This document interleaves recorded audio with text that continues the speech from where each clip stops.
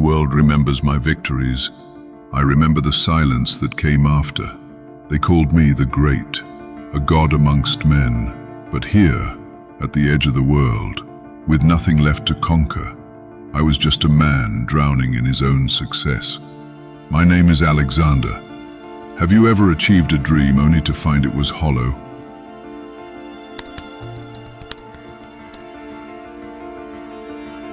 Before I was a conqueror, I was a battlefield, a war waged between my two creators. My father, Philip of Macedon, was a god of men, a pragmatic storm of a king with a face scarred by war and an eye lost to an arrow. He saw the world in terms of infantry, cavalry, and gold. He taught me that power was something you took with blood and iron. My mother, Olympias, was a goddess of secrets, a princess from Epirus, who slept with snakes and whispered in my ear that Philip was not my true father. She claimed my real sire was Zeus himself, who had come to her in the form of a thunderbolt. One taught me to be a king, the other to be a god. My path revealed itself in the form of a horse, Bucephalus, a magnificent black stallion so wild no man could ride him, but I saw his fear, not his fury. I turned him towards the sun, away from his own shadow, and the beast became an extension of my will. As I rode back, my father wept with pride. "Macedonia is too little for thee," he said. He saw a future king. I saw an infinite horizon. Then came Aristotle. He did not teach me tactics, my father's generals did that. He taught me something far more dangerous: desire. He spoke of Homer, of Achilles and his quest for eternal glory. He planted in my mind the idea of pothos, a deep, insatiable longing for what is beyond. He sharpened my mind into a weapon far deadlier than any spear. My father was assassinated before he could begin his great war against Persia. The throne was mine, but the Greek states, like Thebes, saw a boy, not a king. They rebelled. I gave them one chance to yield. They refused. So I taught the world a lesson in speed and ruthlessness. I razed Thebes to the ground. Every temple, every home turned to dust. I sold its people into slavery.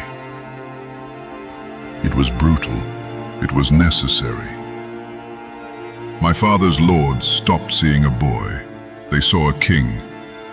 But as I stood there, watching the smoke blot out the stars, I wondered, was that the day the man in me began to die, and the monster began to grow?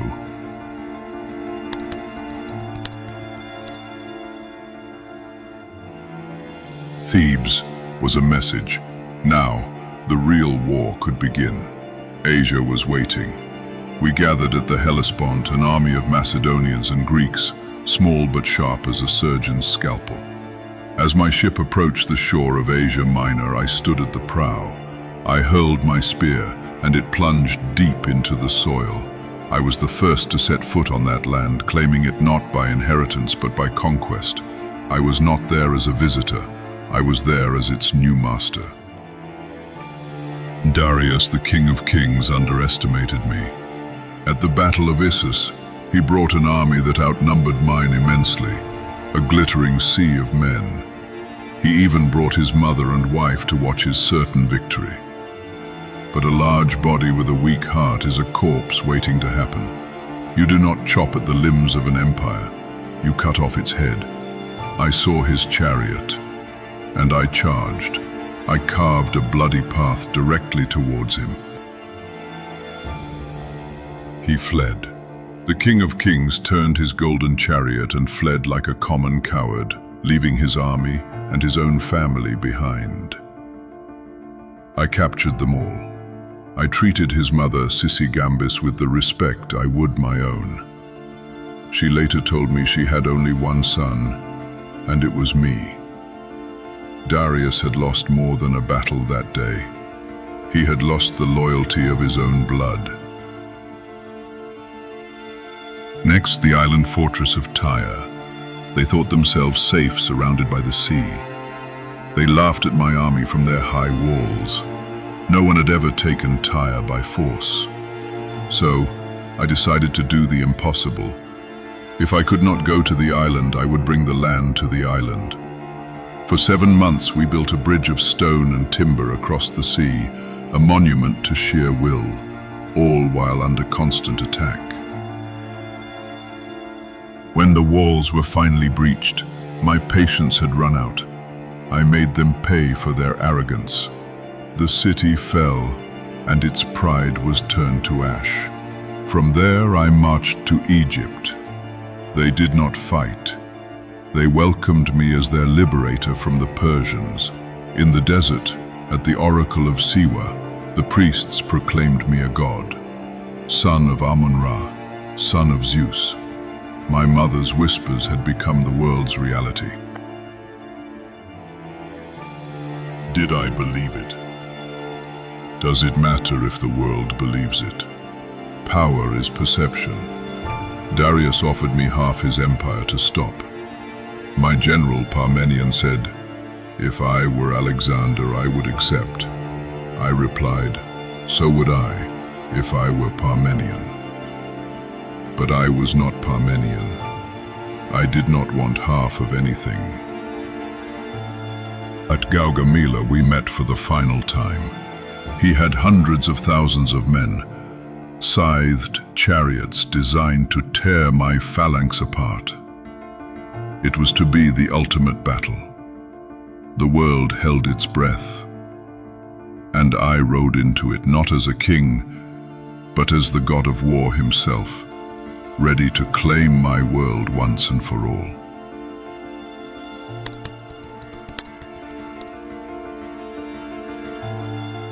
Darius was dead, murdered by his own men.